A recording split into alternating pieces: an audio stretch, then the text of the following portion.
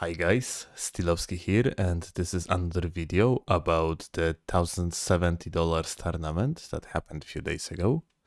Today we are about to check out a duel between TheOneLad and Jeenine. When this comes to Jeenine, I think the guy doesn't require any presentation. He is well known across the community as he is quite popular content creator and also insanely good player. TheOneLad is apparently a new face to the comp PvP of Souls games overall. He has played in the previous tournament, the PlayStation 5 tournament that happened like a week ago, if I am not mistaken. He has won like $60 in that one. He got the first place, and he essentially was probably the best prepared player. So the guy pretty much came out of nowhere and won his first tournament ever. Then he participated in $1,070 tournament, and up to the moment when he met Jeenine, he basically dominated every single fight. The guy is not the mechanical god whatsoever. He is rather playing the standard Souls game, let's call it that way, but he's very smart about his gameplay. So yeah, you are not going to see anything super flashy from the guy, but he has very decent collected gameplay. That is probably just like a better strategy for the sake to win competitive fights than being just flashy, that's for sure. That being said, let's check out how the duel gonna go like. So, interesting thing about OneLad's setup here is that he's actually using dagger in the main hand, and he's also using a Greatshield in the offhand, as it is a response to gags, yeah? Overall, in the game itself, without the tournament's rule set, the biggest enemy of the Ultra Great Swords, or Colossal Swords, like it is called in this game, are shields, or to be exact, the shield poke. Even average medium shield with something like barricade shield Ash of War is absolutely enough to completely dominate Colossal Swords. It's because it is kind of the natural counter to the weapon class itself. As you can see, OneLad swapped to the Claymore as kind of the response to the scythe that Jeenine is using. But overall, so far, at least looking at the HP of the players, the fight is relatively equal, yeah? That being said, OneLad is kind of, his strategy simply works. Like, Jeenine do not have much of the openings. As a reminder, in the rule set of this tournament, you really cannot use stuff like infusions whatsoever. You cannot infuse your Greatsword with, for an example, something like frost damage. Yeah, you cannot use the cold damage, that is. So yeah, because of that, cheap damage with Colossal Swords is essentially non-existent. Everything what you can do eventually is to keep on aggression for the sake to overwhelm the shield with many blows that eventually going to break it. That being said, I'm pretty sure at the given moment Jeenine is completely not prepared for this particular setup, and he basically improvises a lot. As you can see, sadly, he bites the dust because OneLad just caught him with the Flaming Strike. So overall, very interesting setup, and to be honest, I think he could even stick to the dagger and do even better, because like maybe he won't be able to use the follow-up on the Flaming Strike because dagger is simply too short. You can simply block into slash, block into slash, block into slash over and over on the Colossal Sword, at least in the theory. That being said, it is very interesting to see someone attempting to counter the Colossal Swords with different type of the setup. Let's go to the next round. Okay, round number 2. And here, as we can see, Jeenine is showing his absolute confidence with this close range super fast swap to the lens. The reason for that is because he wanted to cut OneLad blocking on the close distance.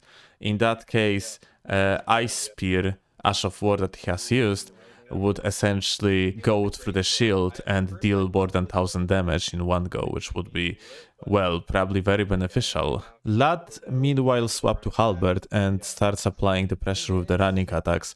100 Halberd has insanely good running attack potential. It is very, very, very decent weapon for the repetitive attacks. If your latency is low enough, you can counter it by just going to the left side of your opponent, your right side, essentially, and get behind the opponent's back. Here we see another swap to the lens. G trying to apply the pressure with the jumps, but Lad is very collected, very calm.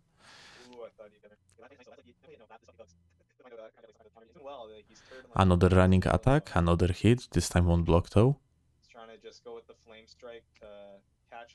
Another attempt to use the Ice Spear. And sadly, well, it just didn't work much. Another attempt. OneLad this time not going to get caught because he already know what is going on, more or less, yes. Another attack with the Banish, got hit. Another hit, good roll catch. And regular R1, no one expects the regular R1. 400 damage counter, nice. Both players refill the mana. Oh, that running attack missed like barely. Oh, oh my fucking god. And G finally lands the Ice Spear. Like, the class of G's when it comes to his playstyle is just unmatched, man. Definitely one of the flashiest player out there. What happened actually here is that G decided to go for the kind of fake jump. Then, after he landed, he used the Ice Spear. OneLad essentially thought maybe he has an opening. Because of that, he didn't roll the Ice Spear and ended up just dying to the full combo. Nice. Well played. Okay, we have round number 3. OneLad insists on using the Halberd. It's a very interesting choice. It is actually working so far, so I guess there is not much you can say about it. It's just simply apparently relatively good option. That being said, I really would love to see him try a little bit more of the dagger, because it just seems to make sense. Meanwhile, we have like 2 amazing running attacks. OneLad is swapping to the offhand rapier as the response to lens, which makes a lot of sense. Look at that insane pressure with the offhand stock. Nice. And that could be follow-up, I think. But instead, we got the regular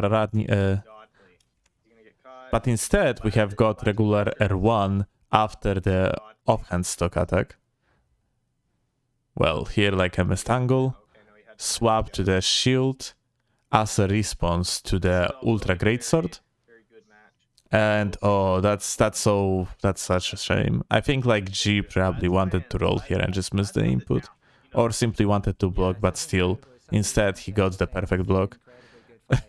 That's very interesting to see G using this particular spell, man. That is such a war. So he used the Bloody Slash. I don't think... It is like essentially physical damage, so it cannot go through the shield or anything. I'm not sure if we didn't have here kind of an accident, or there is like perhaps mechanic that I am not aware about, but it had no business working, to be honest. Not against the Greatshield. After the running attack, Jeenine in huge problem, basically 0 HP. It's the matter of one more hit with the offstock. Let's see. Instead, we got the running attack with the Halberd, and G had like a last resort strategy prepared here. He hard swapped to the offhand shield and just tried to simply parry. But yeah, collected gameplay of Lad in this one is amazing.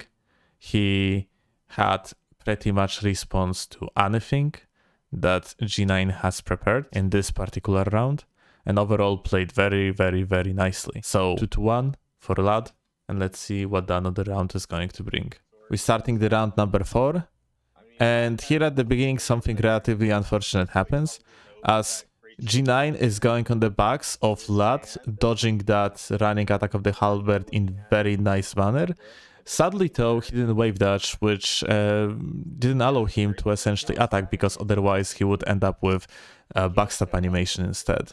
Lad responding with his Greatshield, like he usually do, and here like something unfortunate happened. Seems like he just dropped the block, but well, Flaming Strike being Flaming Strike, 1100 damage, dealt to G9, which essentially gives Lad the advantage of the flask.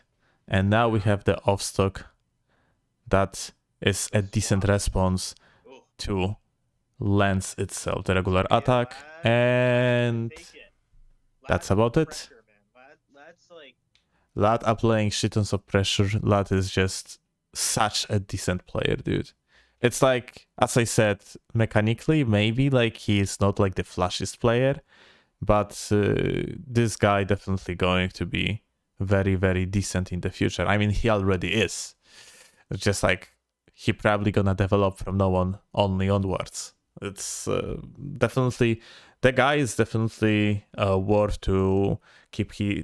It's definitely worth to keep an eye on this person, because yeah, he is probably going.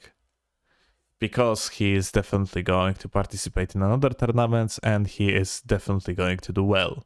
At least from that, what we see so far. But yeah, that's about it. When it comes to this duel, I think it was round 3, which means that the fights were still BO5. I'm not sure if I'm going to cover more of the fights. You can leave your thoughts in the comment section if you want me to cover more, but to be honest, these 2 fights were the most interesting ones, probably, unless I missed something. Anyway, that's all for now. Thank you a lot for watching, and I see you in the next videos. Have a good one, and bye.